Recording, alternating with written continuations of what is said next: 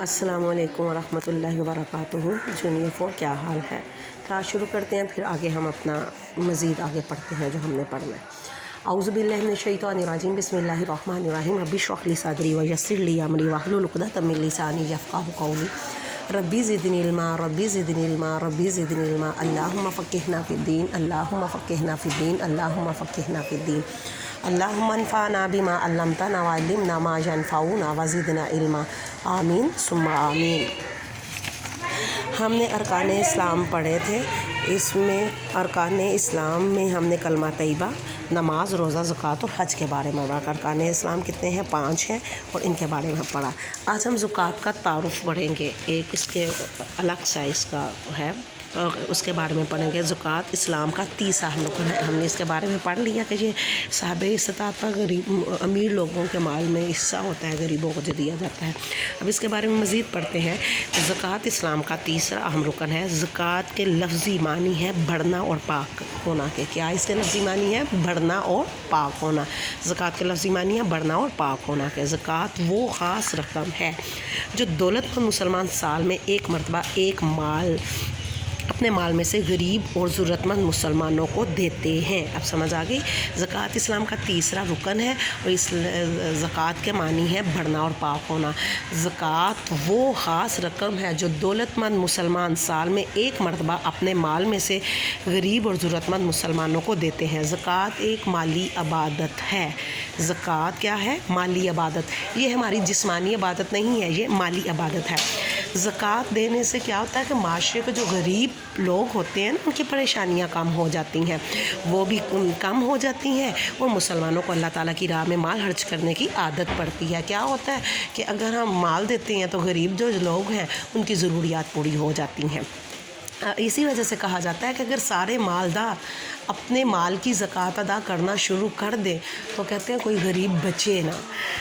تو لیکن کچھ لوگ نہیں بھی دیتے۔ اسلام میں زکوٰۃ کی بہت اہمیت ہے۔ قرآن مجید میں اللہ تعالیٰ نے بے شمار جگہوں پر نماز اور زکوٰۃ کا ایک ساتھ ذکر کیا ہے۔ ارشاد باری تعالیٰ ہے وَأَقِیمُوا الصَّلَاةَ وَآتُوا الزَّکَاۃَ، سورۃ بقرہ کی آیت ہے نمبر 43، اور اس کا ترجمہ کرو نماز قائم کرو اور زکوٰۃ ادا دیا کرو۔ کلمہ طیبہ، نماز، روزہ اور حج وہ ارکان ہیں جو صرف اللہ تعالیٰ اور اس کے بندے سے تعلق رکھتے ہیں، جبکہ زکوٰۃ کا تعلق اسلامی معاشرے کی مالی عبادت اور مضبوطی سے ہے۔ کہ کیا باقی نماز بھی ہم اللہ تعالیٰ، روزہ بھی اللہ تعالیٰ کے لیے رکھتے ہیں، حج بھی اللہ تعالیٰ ہی کے لیے ہے، کلمہ طیبہ اس میں اللہ تعالیٰ کی ذات شامل ہے۔ زکوٰۃ اس میں بھی اللہ تعالیٰ کی خوشی کے لیے کرتے ہیں، لیکن اس میں ساتھ دوسرے لوگ بھی انوالو ہو جاتے ہیں کہ جن کو ہم نے دینا ہوتا ہے۔ آگے صاحب نصاب۔ صاحب نصاب سے مراد وہ شخص ہے جس کے پاس 7.5 تولے سونا یا 52.5 تولے چاندی یا اس کی قیمت کے برابر مال موجود ہو، تو اس پر 1 سال گزر جانے کے بعد زکوٰۃ ہوتی ہے۔ اب کیا اس چیز کی کیا بات ہے؟ صاحب نصاب، نصاب کہتے ہیں کہ کون زکوٰۃ ادا کر سکتا ہے، کس پہ زکوٰۃ فرض ہے؟ تو زکوٰۃ اس انسان پر فرض ہے، اس مسلمان پر فرض ہے جس کے پاس 7.5 تولے سونا اور 52.5 تولے چاندی، سونا 7.5 اور چاندی 52.5 تولے، اور اس کی قیمت یا تو اتنا ہمارے پاس سونا اور چاندی پڑی ہوئی ہے یا ان کی مالیت کے برابر ہمارے پاس پیسہ پڑا ہوا ہے، تو 1 سال اگر گزر گیا ہے تو پھر اس پہ ہم 2.5% کے حساب سے وہ زکوٰۃ ادا کرتے ہیں۔ 2.5% مین کہ 100 کے پیچھے ہم نے 2.5 روپیز دینے ہوتے ہیں، اور ہم نے پوری اپنے مال کا وہ حساب کر لینا ہوتا ہے، پھر اس کا اسی طرح نکال کے تو ہم نے دینی ہوتی ہے۔